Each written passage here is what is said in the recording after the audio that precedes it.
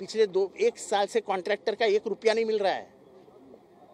महाराष्ट्र बेच खाओगे तो कितना बेचोगे?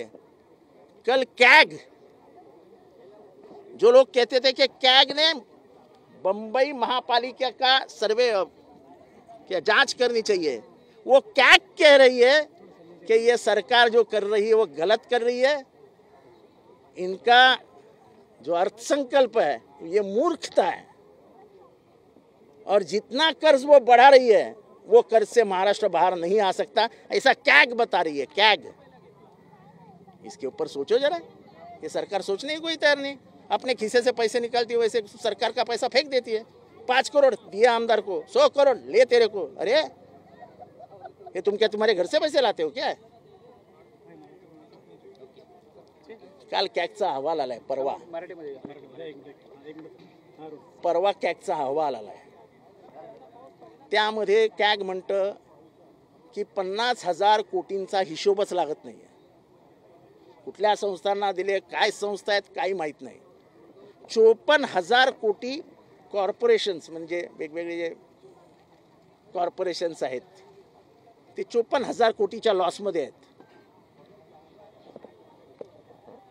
म्हणजे आलेली बिल आणि दिलेला खर्च हा मॅच होत नाहीये। म्हणजे या सरकारने काय केलं हेच कॅगला कळत नाहीये।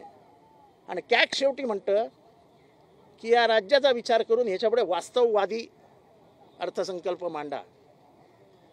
तुमच्या खिशातला पैसा नाहीये फेकून द्यायला हवेत। हा तुम्हा सगळ्यांच्या, माझ्या घामातनं, इथे उभे असलेल्या सगळ्यांच्या घामातनं, खिशातनं निघालेला पैसा टॅक्स रूपात गव्हर्नमेंटकडे जातो आणि गव्हर्नमेंट त्याच्यातनं खर्च करतं।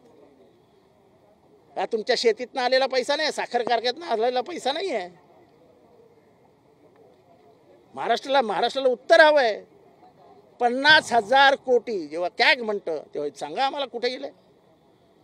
54,000 कोटीचा जर लॉस कॉर्पोरेशन्सला झाला आहे, कॉर्पोरेशन म्हणजे म्युनिसिपल कॉर्पोरेशन नाही, सरकार संचलित जे कॉर्पोरेशन्स असतात ते, तो सांगा आम्हाला कुठे झालाय? बिलं आणि दिलेले पैसे मॅच होत नाही, त्याचं उत्तर आम्हाला द्या।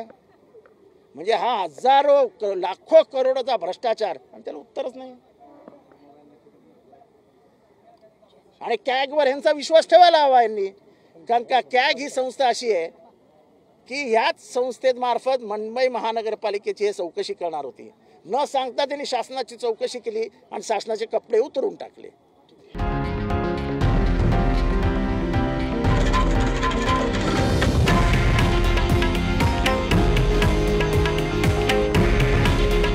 हे आहे देशातील नंबर 1 न्यूज नेटवर्क आणि आपण पाहत आहात TV9 मराठी। काळजी तुमची, हित महाराष्ट्राचं।